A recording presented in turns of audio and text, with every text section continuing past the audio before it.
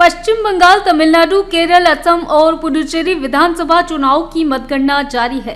पश्चिम बंगाल में शुरुआती रुझान में भाजपा को बहुमत मिल रहा है, तो वहीं असम में भी भाजपा को बढ़त है। शुरुआती रुझानों के बाद बीजेपी कार्यालयों में समर्थकों की भीड़ जुटने लगी है और जीत के जश्न की तस्वीरें सामने आने लगी है। इसी को लेकर बीजेपी ओबीसी मोर्चा अध्यक्ष पवन पाटीदार से खास बातचीत की हमारे संवाददाता अब्दुल अली ईरानी ने। नमस्कार, आप जुड़ चुके वॉइस ऑफ एमपी से और मैं हूं अब्दुल अली ईरानी। मेरे साथ मौजूद है प्रदेश पिछड़ा मोर्चा के प्रदेश अध्यक्ष पवन जी पाटीदार जी। इस समय वो काफी गदगद दिखाई दे रहे। टीवी के सामने बैठे 5 राज्यों के चुनाव परिणामों ने जबरदस्त उत्साह का माहौल भाजपा में पैदा कर दिया। सर, झाल मुड़ी खाने की तैयारी है? बिल्कुल, झाल मुड़ी की भी तैयारी है और हम झाल मुड़ी खाते हैं, दिमाग नहीं खाते हैं। जी, दिमाग नहीं खाते। सर, चुनाव परिणामों को लेकर क्या कहेंगे आप सर? प्रसन्नता का वातावरण है और जनता की जीत है। ये देश के विचार की जीत है। मैं सिर्फ भारतीय जनता पार्टी के विचार की ही नहीं कहूँगा, देश के विचार की जीत है। ये हमारी संस्कृति की जीत है, ये सनातन की जीत है, ये विकास की जीत है और ये अराजकता की हार है, ये गुंडागर्दी की हार है, ये देश खाली जैसी घटनाओं को करने वालों को और उन्हें संरक्षण देने वालों की हार है। सर, 5 राज्यों के चुनाव परिणाम सामने हैं। लगभग रुझान के हिसाब से बीजेपी 200 करीब सीटों पर, विशेष रूप से पश्चिम बंगाल की बात करें तो है। किन मुद्दों ने काम किया और अब क्या आगामी रणनीति आप मानते हैं? पश्चिम बंगाल की जीत, जैसा मैंने कहा कि एक वहाँ पर जो सरकार ममता दीदी की थी वो अराजकता की सरकार थी, वो गुंडों को संरक्षण देने वाली सरकार थी, वो घुसपैठियों का स्वागत करते हुए उन्हें घुसपैठियों को और ज़्यादा बुलाने वाली सरकार थी, घुसपैठ बढ़ाने वाली सरकार थी, वो संदेश खाली जैसी घटनाओं को करने वाले माफियाओं को संरक्षण देने वाली सरकार थी। और उस सब के खिलाफ जो जनता का गुस्सा था, जो आक्रोश था, उस आक्रोश जो था वो वोटों में तब्दील हुआ है और वो जीत वहाँ की जनता की जीत है, वो सनातन की जीत है, वो एक स्वच्छ सरकार को लाने वाले सपनों की जीत है।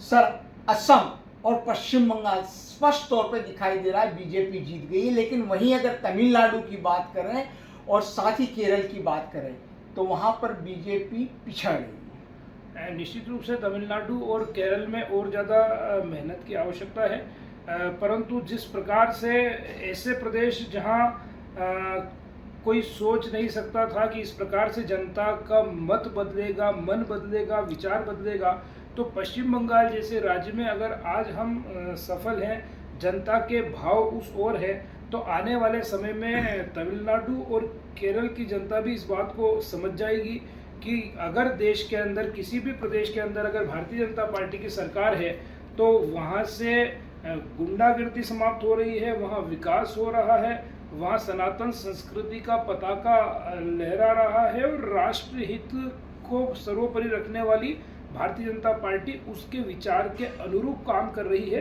तो आने वाले समय में केरल और तमिलनाडु जैसे राज्यों में भी भारतीय जनता पार्टी और उसका विचार जीतेगा। सर, आने वाले समय में चुनाव है, अगर इस जीत को लेकर या वर्तमान रुझानों के हिसाब से बात करें तो अब बीजेपी की रणनीति को क्या किस रूप में देखते हैं? बीजेपी की रणनीति पहले दिन से देश पहले, दल बाद में और सबसे बाद में मैं, इस भाव से भारतीय जनता पार्टी ने शुरू से सरकारें चलाई या शुरू से संगठन चलाया है।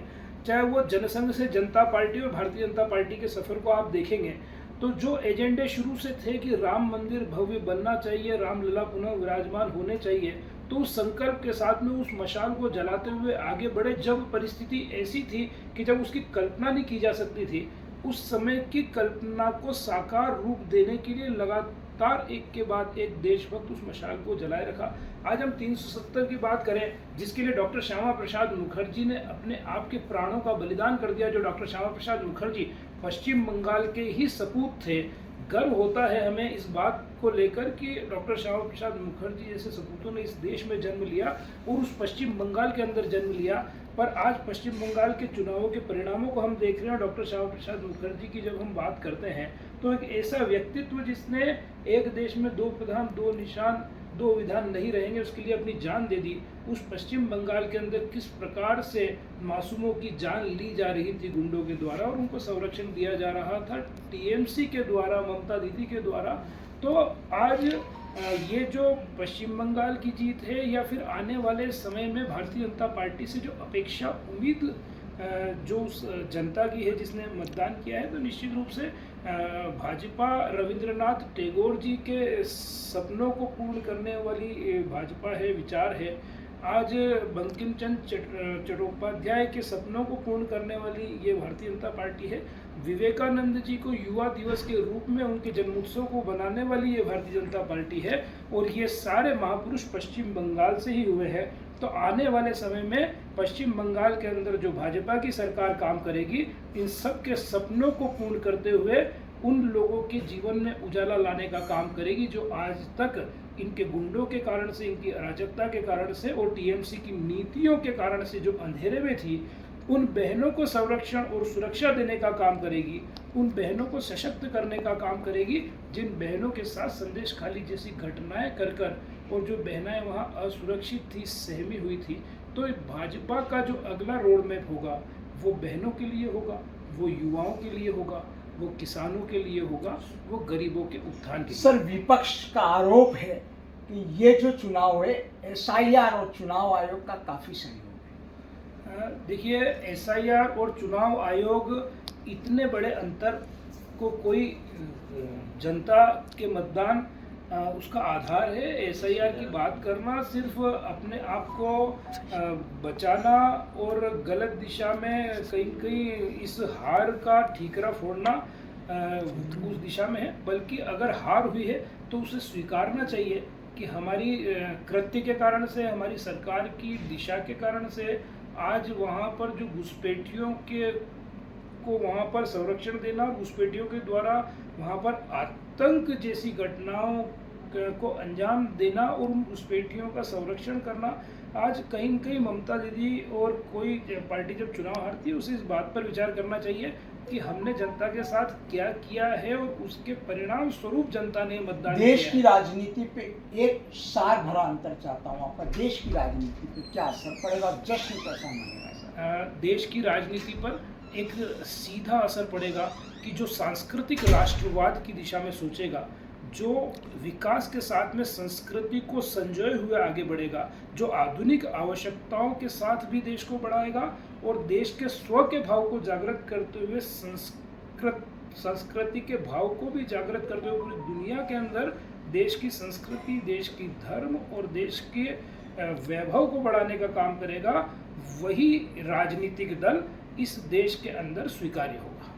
तो आप थे पवन जी पाटीदार साहब, जिन्होंने कहा कि ये संस्कृति की जीत है, साथ ही साथ जो देश को आधुनिक और वर्तमान तकाजे के हिसाब से आगे बढ़ा रहे हैं उस विचारधारा की जीत है। वॉइस ऑफ एमपी के लिए अब्दुल अली ईरानी।